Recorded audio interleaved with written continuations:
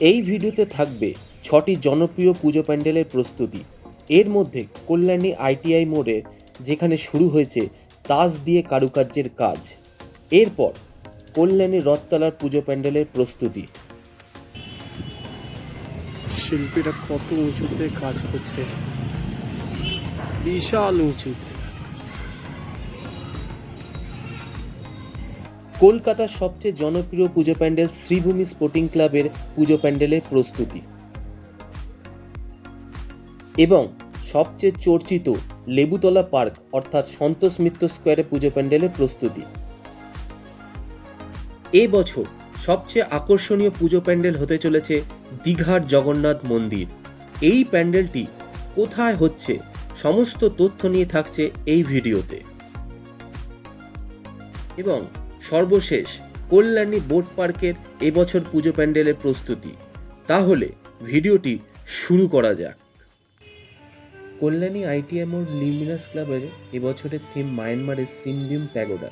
এর ঠিক আগের বছর 2024-এ হয়েছিল ব্যাংককের অরুণ মন্দির। প্রতি বছর এই ক্লাব নতুন নতুন চমক নিয়ে উপস্থাপনা করেন দর্শনার্থীদের কাছে। এবছরও ব্যতিক্রম হয়নি। কল্যাণী আইটিআই মোড়ে পুজো প্যান্ডেলের বৈশিষ্ট্য হলো উচ্চতার সাথে কারুকার্য। এবছরও সেই ধারা বজায় রেখে মায়ানমারের সিনবিম প্যাগোডার উচ্চতা হতে চলেছে প্রায় 170 থেকে 180 ফুটের মধ্যে। এবার পুজো প্যান্ডেলটি রাউন্ড শেপে করা হয়েছে, সেই জন্য ব্যাসার্ধ হিসাবে 208 ফুটের মতো করা হচ্ছে। আর ডান দিক থেকে বাঁ দিকে সোজা ধরলে প্রায় 130 ফুটের মতো হতে চলেছে। প্যান্ডেলটির স্ট্রাকচার প্রায় 90% মতো কমপ্লিট হয়েছে।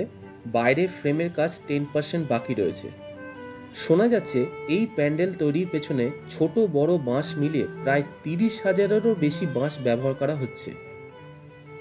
প্যান্ডেলের ভেতরে কাজ হবে ফেলে দেওয়া কদবেলের খোল, বিভিন্ন ধরনের পাহাড়ি ফুল, পাটকাঠি, দইয়ের চামচ, আইসক্রিমের কাঠি বা চামচ, এইগুলি কেটে তার উপর বার্নিশ করে হস্তশিল্পের মাধ্যমে ফুটিয়ে তোলা হবে ভেতরের কাজ।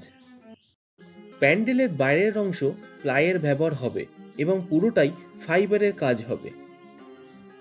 পুরো প্যান্ডেলটি সাদা রঙের করা হবে। অরিজিনাল মন্দিরের যে কালার আছে সেই কালারই আনার চেষ্টা হবে, ফলে রাতের আলোকসজ্জায় আরও বেশি উজ্জ্বল দেখাবে।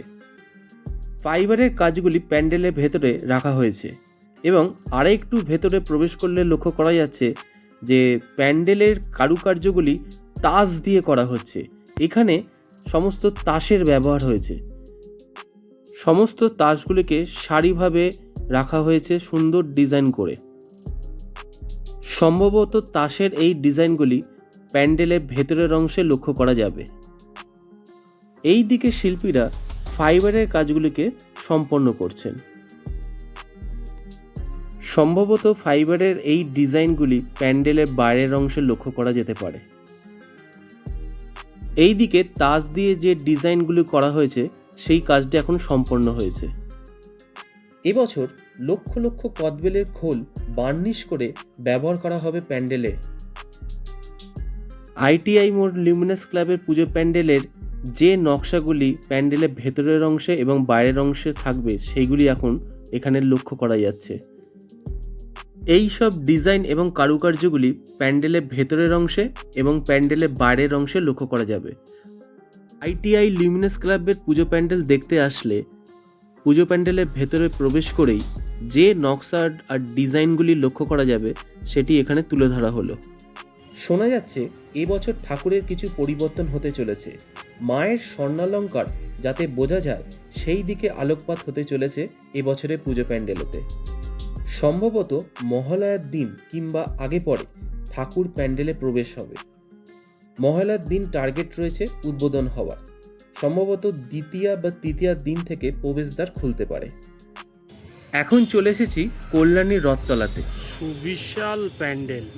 এবছরের নিবেদন নিউ জার্সির স্বামীনারায়ণ মন্দির, অক্ষরধাম মন্দির।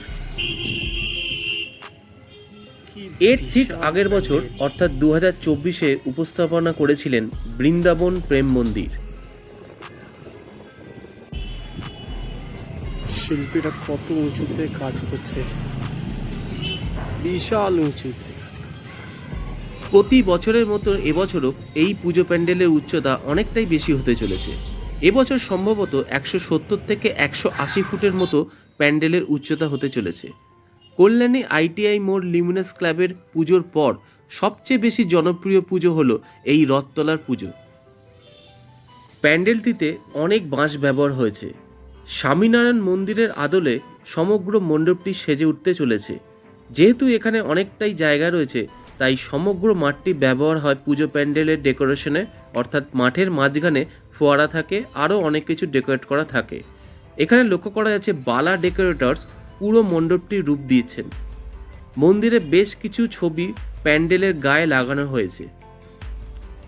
সাদা রঙের মন্দির নির্মাণ হতে চলেছে কল্যাণীর রথতলায়। বলা যেতে পারে কল্যাণীতে পুজো দেখতে আসলে কল্যাণীর পুজো প্যান্ডেলে সাদা রঙের মন্দির বেশিরভাগটাই লক্ষ্য করা যাবে। সম্ভবত এই দিক দিয়েই মণ্ডপের ভেতরে প্রবেশ করানো হবে। এখন বৃষ্টি হওয়ার জন্য এদিকটা জল জমেছে, তাই জলকে পেরিয়ে আমরা ভেতরে প্রবেশ করছি। রথতলার এই প্যান্ডেলেতে প্যান্ডেলের ভেতরের অংশ এবং প্যান্ডেলের বাইরের অংশে বাঁশের ব্যবহার অনেকটাই হয়েছে, এখানে সেটি লক্ষ্য করা যাচ্ছে। এখানে ফাইবারের কিছু ডিজাইন এখানে রাখা হয়েছে, সেগুলি রং করা হয়েছে। এইদিকে ছাঁচের কাজ চলছে। এদিকে এখন লক্ষ্য করা যাচ্ছে শিল্পীরা ফাইবারের কাজগুলি করছেন। কল্যাণী রথতলা পুজো প্যান্ডেলের এটি হলো পেছন দিকের অংশ। মণ্ডপ নির্মাণের কাজ দিন ও রাতে দুই বেলাতেই কাজ চলছে, সেই জন্য লাইটের ব্যবস্থা করা হয়েছে। উত্তর কলকাতার জনপ্রিয় পুজো প্যান্ডেলের মধ্যে অন্যতম হল সন্তোষ মিত্র স্কোয়ারের পুজো প্যান্ডেল। সন্তোষ মিত্র স্কোয়ারের এবছরের থিম অপারেশন সিঁদুর। এবছর 90তম বর্ষের পুজো হতে চলেছে। এর ঠিক আগের বছর অর্থাৎ 2024-এ হয়েছিল Las Vegas fair. Santosh Mitra স্কোয়ারের মাঠের এই লেখাটি এবছর নতুনত্ব করা হয়েছে। প্রতি বছর নতুন নতুন চমক দিয়ে দর্শনার্থীদের মন জয় করে থাকেন। এবছরও সম্পূর্ণ অন্য চিন্তা ভাবনায় সেজে উঠেছে পুজো প্যান্ডেলটি। বাঁশের সাহায্যে পুজো প্যান্ডেলটির প্রস্তুতির কাজ চলছে। মূল মণ্ডপের দু সাইডে উঁচু উঁচু বাঁশের স্ট্রাকচার নির্মাণের কাজ চলছে। সম্ভবত পাহাড়ের রূপ দেওয়ার চেষ্টা হতে পারে। শোনা যাচ্ছে কিছু রেপ্লিকা হেলিকপ্টার জেট সম্ভবত এই মণ্ডপে লক্ষ্য করা যেতে পারে। প্রতি বছরের মতো এবছরও সন্তোষ মিত্র স্কোয়ারে পুজো প্যান্ডেলের খুঁটি পুজো হয়েছিল রথের সময়। বাঁশের স্ট্রাকচারগুলি এখানে রাখা হয়েছে। এই বাঁশগুলোকে রং করা হয়েছে। সম্ভবত এই বাঁশগুলোই মূল মণ্ডপের দেয়ালেতে লাগানো হতে পারে। এখন আমরা মূল মণ্ডপের ভেতরের অংশে প্রবেশ করব। এইটি হলো মূল মণ্ডপ এবং এর ভেতরের অংশে একটি বেদি করা রয়েছে। প্রতি বছর এই বেদিটি থাকে। এই বেদির ওপরেই মা অধিষ্ঠান করেন। প্যান্ডেলটির স্ট্রাকচার প্রায় 60%-এর মতো কমপ্লিট হয়েছে। বাইরের ফ্রেমের কাজ, নানা রকম কাজ বাকি রয়েছে এবং ভেতরের কাজও অনেকটাই বাকি রয়েছে। ক্রমে যত দিন এগোবে এই কাজের গতি অনেক বেশি হয়ে যাবে। এখন বেশিরভাগ মণ্ডপই লক্ষ্য করা যায় কাপড়ের দড়ি হিসাবে ব্যবহার করা। তারই দৃশ্য এখানে লক্ষ্য করা যাচ্ছে। কত দড়ি কাপড়ের তৈরি করা হয়েছে।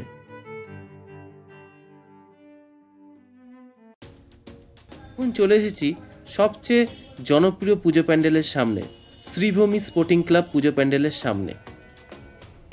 শ্রীভূমি স্পোর্টিং ক্লাবের এবছরের থিম নিউ জার্সির স্বামীনারায়ণ টেম্পল। এর ঠিক আগের বছর হয়েছিল তিরুপতি মন্দির। এবছর স্বামীনারায়ণ টেম্পল দিয়ে মণ্ডপটি সেজে উঠতে চলেছে। এখন আমরা মণ্ডপের ভেতরে প্রবেশ করব। বাঁশের কাজ দিয়ে বাইরের স্ট্রাকচারটি তৈরি করা হচ্ছে এবং ভেতরে বাঁশের ব্যবহার করা হয়েছে। মূল মণ্ডপের ভেতরে এখানে কিছু মূর্তিকে সাজিয়ে রাখা হয়েছে।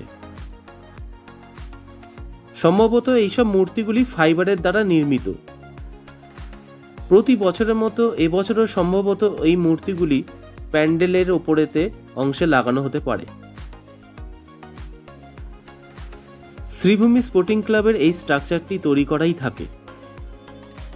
এবছর নিউ জার্সির স্বামীনারায়ণ মন্দির, অক্ষরধাম মন্দির দুটি জনপ্রিয় পুজো প্যান্ডেলে লক্ষ্য করা যাবে।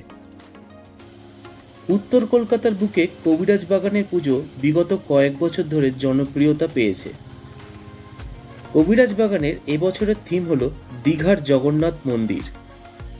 এবছর 60তম বর্ষের পুজোর পদার্পণ করতে চলেছে।